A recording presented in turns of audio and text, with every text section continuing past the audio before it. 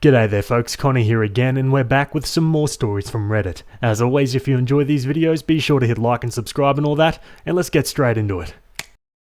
Alright, this one was originally posted to Entitled People. It was written by user SoCalPE, and it's titled, "My sister wants to use a burial plot she doesn't own." My sister, 54, and I, 63, are estranged for a lot of reasons. She was the golden child.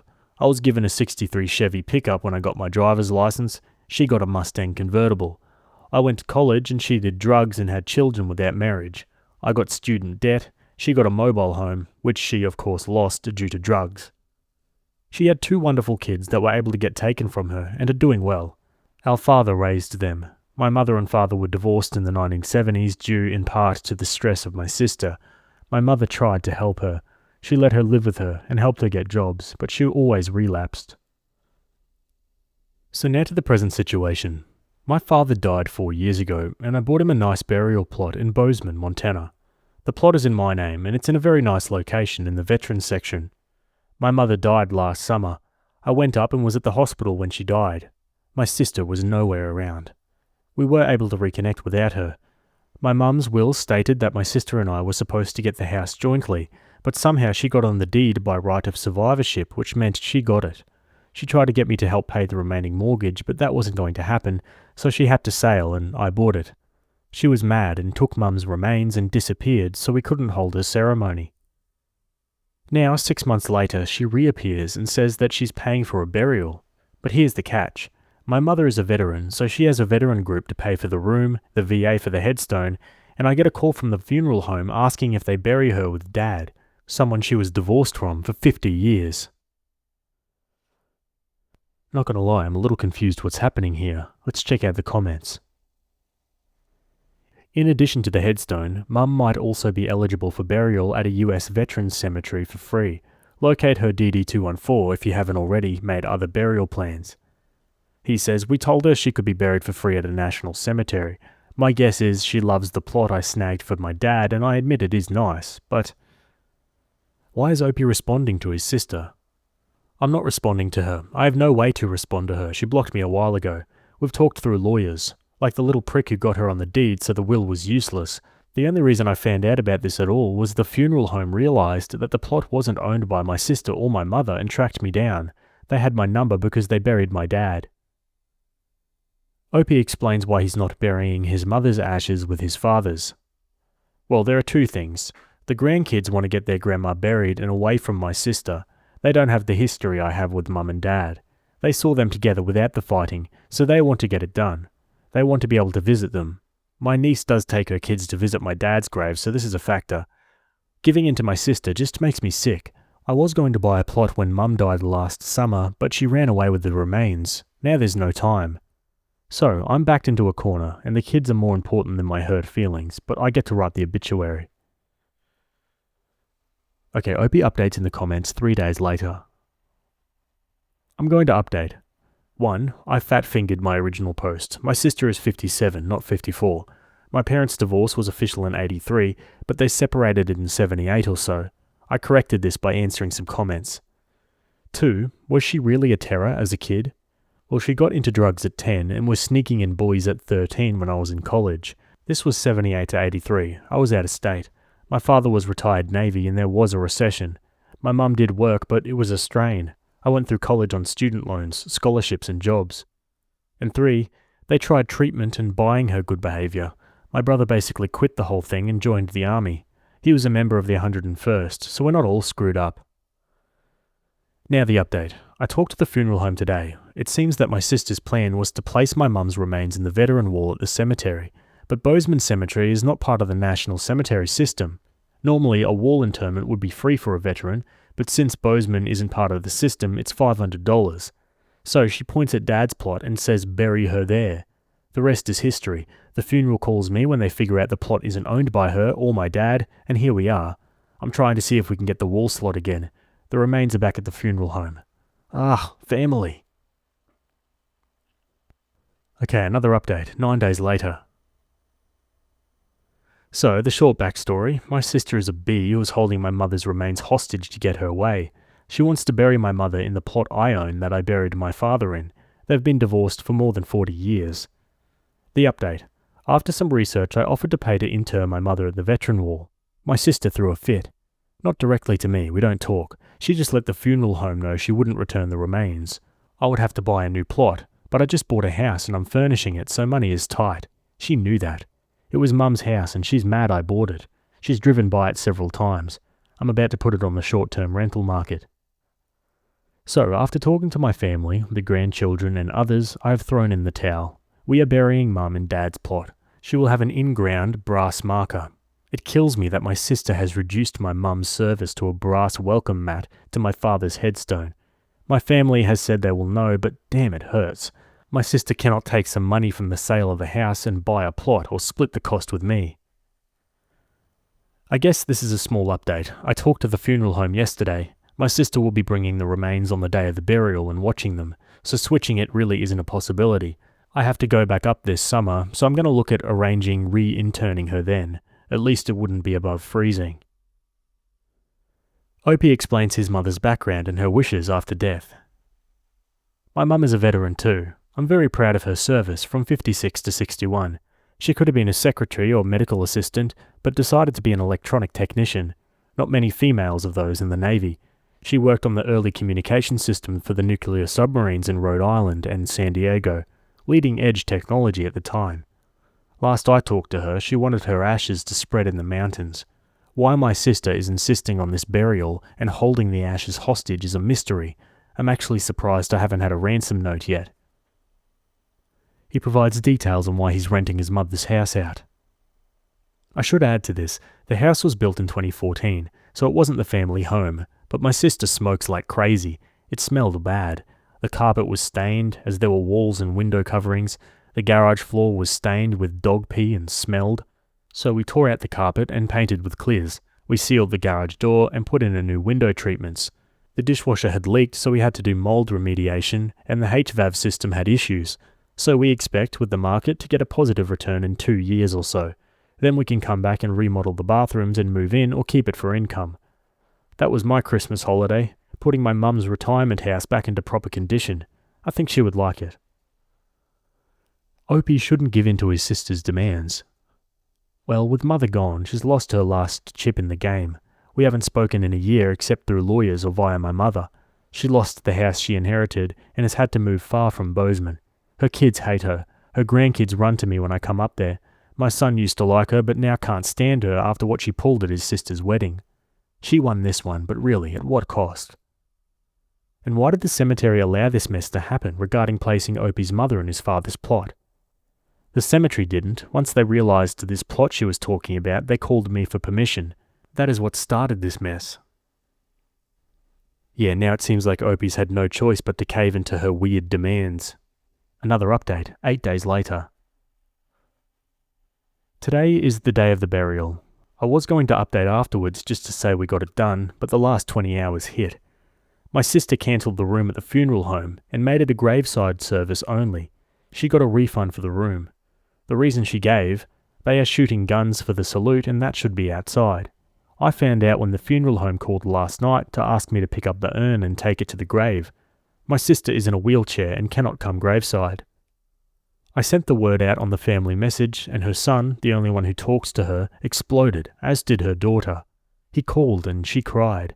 An honest answer would probably be I needed drug money and the disability check is days away, but... So I arranged to get a table at a military-themed restaurant in Bozeman. If you're from the area, you know the one. And we'll gather there to tell stories. Just a few minutes ago, I get a call from the funeral home, and they were offering a room at a discount, but we're sticking with our plans. Some comments I would like to make. Some people think I'm blaming my sister for becoming addicted to drugs and alcohol at 10. I'm not. I blame my parents for moving to a drug-rich area, the government for not handling the drug issue, and the medical establishment for not seeing addiction as the disease it was at the time. My post would be much longer if I went into the social and political issues of the late 70s and early 80s and how it broke up the nuclear family. I blame my parents for trying to buy her good behaviour and a recession for the stress that ended their marriage. They also never forced her to finish school, which limited her ability to succeed. I blame her for wasting the multiple opportunities she was given as an adult. She was given a car, repossessed, a mobile, lost because she spent the welfare money on drugs instead of space rent, a truck, a partially restored 63 Chevy C10, sold for drug money, lost custody of 2 kids who have turned out well. This list doesn't include the money she's taken from people over the years. As far as this funeral goes, my mother would have been buried in her home state of Pennsylvania near her family in September if my sister hadn't raked her remains and disappeared. One comment says, "You may want to check ownership of that plot. If she's anything like my sibling, she may have sold it from under the family. My sibling trashed all the living trust information our parents had set up. I tried to get them to change it years ago. They didn't. Now they're stuck and I can't help them, or myself." Opie replies, "This all started when my sister sent out a message that she paid for the funeral for Mum, who died in September, and she took the remains while her daughter and I were in the process of planning the funeral. I got a call from the funeral home, same one that buried my dad 4 years ago, that she told them to bury her in the same plot. They've been divorced since 1983. She found out that it cost her to bury her in the veteran wall in Bozeman because it had not achieved the VA approval yet. I bought that plot for my dad." In your earlier post, you said the VA paid for the room, but she got the refund when she cancelled. I feel like that's something she could get into a lot of trouble for, no? He says, "I believe you're referring to the $500 that the state of Montana provides for veterans for burials I mentioned. The VA pays for the markers and a plot in the National Cemetery, but your point is taken. I'm wondering what the costs were." Could you possibly move your mum later? We've had issues like this in our home country where they went and disturbed my aunt's remains just to put someone not related to us that everyone was opposed to. It was wild, but it's kind of done. But if your parents were divorced, why would they be kept together? I guess I would only put them together if I wanted myself to be close to both of them. I'm sorry for your losses. I'm sorry for your sister being so troubled. I hope she can find a way out and mental health assistance. And he replies, "That is what we're thinking of doing this summer." Tell you what, I'm learning a lot about veteran burials in Montana. That wasn't on my bingo card for today, but here we are. Another update, 2 days later. The service was Thursday at 1, and the American Legion Gallatin Valley Post 14 did the final salute with the rifle volley and taps. The Navy sent an officer and enlisted to do the flag presentation. I told them about her service and said some words to the people who came, but being in a snow-covered field limited who could come. Afterwards, we met at a restaurant and told stories. The grandkids were really interested in what kind of mother she was, and were surprised when we told them she drove a motorcycle to work. Now I'm sure you're interested in what happened with my sister. When I arrived at the funeral home, I was shocked to find what little she had arranged for. I drove her remains to the gravesite, and my brother actually put them into the ground.